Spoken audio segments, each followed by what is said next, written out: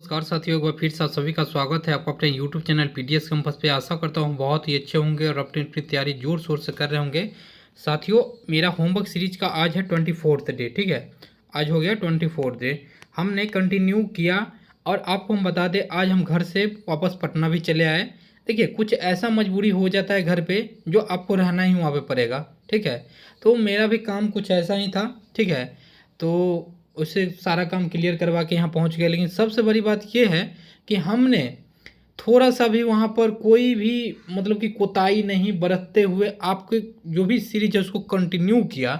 मतलब कि घर पे बहुत तरह की प्रॉब्लम क्रिएट होती है, लेकिन हम किसी दिन भी थोड़ा बहुत लेट हो जाता था, लेकिन कंटिन्यू आपका सीरीज हम रखे। ऐसा नहीं है एक दिन मेरा तबीयत खराब हुआ उसी दिन बस बंद रहा, नहीं तो कंटिन्यू रखे। लेकिन आज से जो है सीरीज एकदम से बहुत ही बेहतरीन से चलेगा।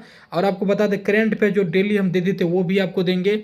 मेरे साथ 16 तारीख से पहले तक आप जुड़ करके रहिए। देखिए आपको कितना कंटेंट हम देंगे, आपको इतना सारा कंटेंट देंगे कि आपको मार्केट से उसका तुलना आप कर लीजिएगा। ठीक है, इकोनॉमिक्स हो चाहे ज्योग्राफी हो, सारा का हम ऐसा निचोड़ निकाल के आप लोग को देंगे कि आप लोग सोच में पड़ जाइएगा कि कहाँ से ये सब आया। ठीक है, डायरेक्ट हिट करेगा वहाँ से क्वेश्चन। तो चलिए हम लोग देखते हैं आज का भारत की मिट्टी।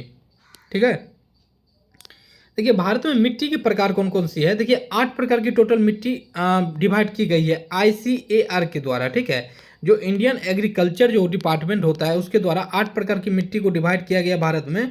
जो यहाँ पे 8 प्रकार की मिट्टी को हम लिखे हैं, इसमें क्या क्या इंपॉर्टेंट है, कहाँ से क्वेश्चन बनता है, वही चीज़ हम लोग यहाँ पे देखने वाले हैं। ठीक है, जैसे पहला बात करते हैं जलोढ़ मिट्टी। जलोढ़ मिट्टी को देख सकते हैं हम यहाँ पे कैसे दर्शाए हुए हैं। आप यहाँ पे देख सकते हैं, इसको हम दर्शाए हुए हैं ये लाइनिंग से, आप यहाँ पे देख सकते हैं।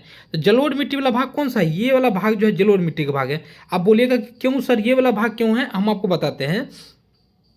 यहाँ से सिंधु रिवर बहती है, यहाँ से गंगा रिवर बहती है, यहाँ से यमुना रिवर बहती है। मतलब ये वाला भाग जो है पूरे के पूरे आपका मैदानी भाग है, मैदानी भाग है। ठीक है, यहाँ पे जलोढ़ मिट्टी अधिकता पाई जाती है। सबसे अधिक पूछेगा भारत में कौन सी मिट्टी पाई जाती है, तो जलोढ़ मिट्टी पाई जाती है। ठीक है, अच्छा ऊपर वाला मिट्टी पर्वतीय मिट्टी है। ऐसे ही करके सबको यहाँ पे हम डिनोट किए हुए हैं, आप लोग नोट्स में देख लीजिएगा। अब पढ़ते हैं जलोढ़ मिट्टी के बारे में। 40% बालू होती है इसमें, 20% गाद होती है और आपको 40% मृत्तिका होती है। देश की 40% भूमि पर सबसे अधिक उपजाऊ भी है। ये देश की 40% भूमि पर पाए जाते हैं। और सबसे ज़्यादा आपको पूछेगा उपजाऊ कौन सी मिट्टी है, तो आप क्या बोलिएगा कि जलोढ़ मिट्टी होती है, क्योंकि जलोढ़ मिट्टी नई नई मिट्टी लाती है वहाँ पे, इसलिए सबसे अधिक उपजाऊ होती है। क्वेश्चन यही बनता है, सबसे अधिक उपजाऊ मिट्टी कौन सी है, जलोढ़ मिट्टी। यह तटीय मैदानों एवं उत्तर भारत में पाए जाते हैं। उत्तर भारत ये वाला हो गया, दक्षिण भारत ये हो गया, तो ये हो गया उत्तर भारत। तटीय मैदान ये वाला जो भाग देख रहे हैं तटीय मैदान, क्योंकि यहाँ पर भी पानी हमेशा रहता है, ये तटीय मैदान में भी पाया जाता है बहुत जगह। चलिए अब हम लोग देखते हैं खादर। खादर जो नए नदी से मिट्टी होते हो, अब बांगर जो पुरानी मिट्टी हो। आपको हम खादर बांगर के बारे में बहुत अच्छा समझाए हैं जब हम बिहार की मिट्टी पढ़ा रहे थे उसमें, लेकिन फिर भी हम समझा देते हैं। जैसे मान लीजिए कि एक मिनट थोड़ा हम कलर चेंज कर लेते हैं, आप लोग को दिक्कत होता। जैसे मान लीजिए यहाँ पे ये मान लीजिए बिहार है, बिहार से ऐसे करके गंगा रिवर बह रही है। ठीक है, अच्छा अगर हर एक साल बारिश होती है, गंगा का पानी मान लीजिए यहाँ तक ही है, जब बारिश होगी तो पानी यहाँ तक आ जाएगी, इसका पानी यहाँ तक आ जाएगा। लेकिन जहाँ तक पानी आ जाएगा फिर बारिश खत्म होने के बाद ये पानी सूख करके यहाँ तक आ जाएगा। तो जहाँ तक पानी गया और जो नया मिट्टी को लाया है, वो जब पानी वहाँ से वापस आ जाएगा, वो वाला मिट्टी क्या कहलाएगा, खादर मिट्टी कहलाएगा। याद रखिए वो क्या कहलाएगा, खादर। लेकिन जहाँ तक पानी गया ही नहीं, ये वाला भाग में पानी गया ही नहीं, ये कहलाएगा आपका क्या, बांगर। मतलब जहाँ तक पानी नहीं गया, पुरानी मिट्टी में पानी गया ही नहीं, नया मिट्टी मिला ही नहीं, उसको बोलेंगे बांगर। याद रखिएगा, बहुत इंपॉर्टेंट है। चलिए अब सेकंड हम लोग देखते हैं काली मिट्टी। इससे भी क्वेश्चन बनता है आपको, जलोढ़ से काली मिट्टी से बहुत क्वेश्चन बनता है। जैसे काली मिट्टी का नाम से क्वेश्चन बनता है, इसे बोला जाता है रेंगूर मिट्टी, कपास मिट्टी या लावा मिट्टी। जब लावा निकलती है ना, मतलब कि ज्वालामुखी निकलती है, उसका जो ही अपक्षेप होता है उससे ही मिट्टी बनती है काली मिट्टी। आपको इसका तीनों नाम याद रखना है। ठीक है, अच्छा ये पाया जाता है गुजरात, महाराष्ट्र, मध्य प्रदेश, छत्तीसगढ़ में। आप यहाँ देख सकते हैं हम काली मिट्टी को इससे डिनोट किए हुए हैं, देख सकते हैं काली मिट्टी वाला भाग ये सब है, ये सब यहीं पे पाया जाता है मेनली रूप से। गुजरात वगैरह में भी थोड़ा बहुत पाया जाता है। तो ये मेन रूप से महाराष्ट्र को याद रखिएगा काली मिट्टी में। ठीक है, महाराष्ट्र में अधिक पाई जाती है। अच्छा कपास उत्पादन के लिए महत्वपूर्ण, आपसे पूछेगा काली मिट्टी जो है कौन सी भारत में ऐसी मिट्टी है जो कपास के लिए महत्वपूर्ण मानी जाती है? तो काली मिट्टी। कहाँ पे ज़्यादा पाई जाती है? महाराष्ट्र में। ये सारा पॉइंट याद रखिए। अच्छा, दक्कन पठार एवं मालवा पठार में अधिक पाई जाती है। दक्कन का पठार यहाँ बीच में है, याद रखिएगा। दक्कन का पठार यहाँ पर है और मालवा का पठार यहाँ पर है, इसमें अधिक रूप से पाई जाती है। ठीक है, चलिए। टिटनेफेरस के कारण रंग इसका काला होता है। ये बहुत इंपॉर्टेंट है, इसको आप याद करके रखिएगा। टिटनेफेरस आपको पूछ देगा किस कारण से मिट्टी की रंग काली होती है, तो टिटनेफेरस के कारण। ठीक है, कपास की खेती किस मिट्टी में ज़्यादा होती है? काली मिट्टी में। ये सारा पॉइंट अब याद रखिए। चलिए, अब हम लोग काली मिट्टी का स्थान कौन सा है? तीसरा स्थान है भारत में। ठीक है, चलिए अब नेक्स्ट बढ़ते हैं लाल मिट्टी। लाल मिट्टी या पीली मिट्टी, इस मिट्टी का निर्माण कायांतरित सेलों के टूट फूट से होता है। आपसे पूछेगा क्वेश्चन, लाल मिट्टी का निर्माण कैसे होता है? तो कायांतरित सेलों के टूट फूट से, याद रखिएगा। लोहा एवं आपका सिलिका ज़्यादा इसमें होती है। आपको पूछ देगा क्वेश्चन कि लाल मिट्टी में क्या ज़्यादा होती है, याद रखिएगा। छत्तीसगढ़, उड़ीसा, कर्नाटक और झारखंड में ये मिट्टी ज़्यादा पाया जाता है। देख सकते हैं यहाँ पे ज़्यादा पाया जाता है। यहाँ पर हम लिखे हुए हैं लाल मिट्टी को ये से दर्शाए हुए हैं, देख सकते हैं। ठीक है, याद रखिएगा। चलिए अब बढ़ते हैं हम लोग लेंगेराइट मिट्टी। लेंगेराइट मिट्टी के बारे में देखिए, उच्च तापमान एवं अत्यधिक वर्षा वाले क्षेत्र में होते हैं, जहाँ पर मतलब कि तापमान भी अधिक हो और वर्षा भी अधिक हो। जैसे हम आपको दिखाते हैं केरल वाला क्षेत्र। देखिए लेंगेराइट मिट्टी को हम इससे दर्शाए हैं और केरल वाला भाग आप देख रहे हैं।